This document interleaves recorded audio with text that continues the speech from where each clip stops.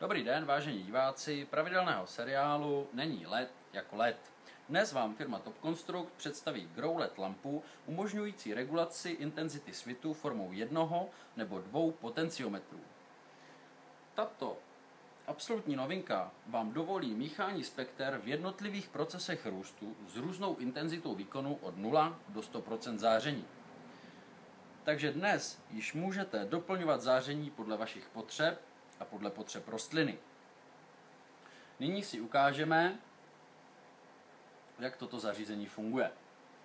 Ventilátory samozřejmě běží, protože lampa je už předem zapojená v síti, takže nám krásně v komoře vzduch cirkuluje a lampa se zároveň chladí.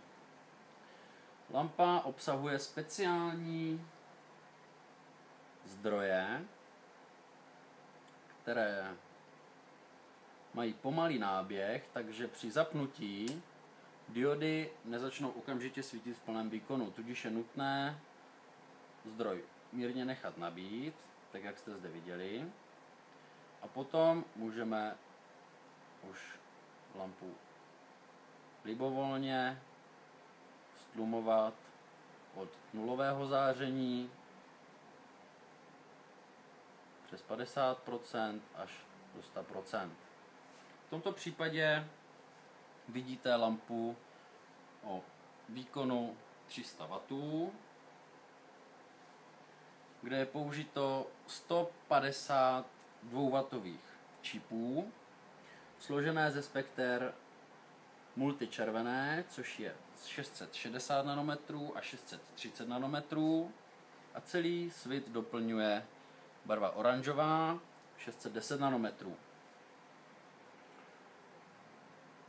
Tak, tohle spektrum teďka snížíme a zapneme spektrum modré o vlnové délce 475 nanometrů. Opět musíme nechat zdroj nabít, takže mírně zesílíme výkon. Diody nám naběhnou.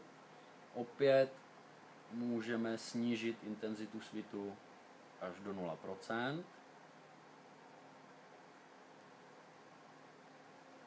A postupně opět zesilovat podle vlastní potřeby.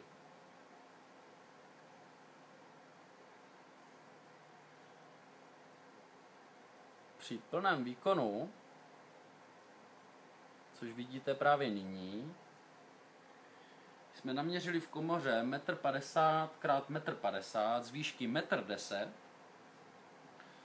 svítivost o výkonu 7400 luxů. Což znamená, že na 1 metr čtvereční nám dopadá světelný výkon 7400 lumenů. Tato lampa je dostatečnou náhradou za běžně používané sodíkové výbojky o výkonu až 1000 W. To znamená, že jsme ušetřili 70% elektrické spotřeby a rostlinám jsme dodali mnohem, ale opravdu mnohem lepší spektrální podání barev. Což je obrovskou výhodou a potenciál osvětlovací techniky Grow LED.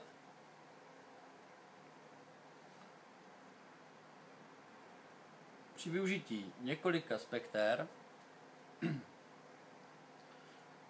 je vhodné, jak jsme ji zmiňovali, aplikovat do lampy i diody o bílých barvách. A to z toho důvodu, aby nám zarovnali křivku.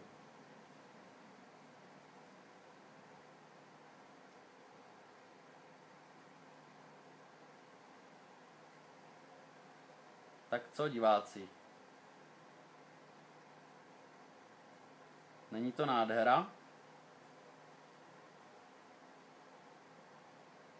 My myslíme, že ano. A hlavně to výborně funguje. Děkujeme za pozornost a budeme se těšit u dalšího dílu našeho seriálu. Nashledanou.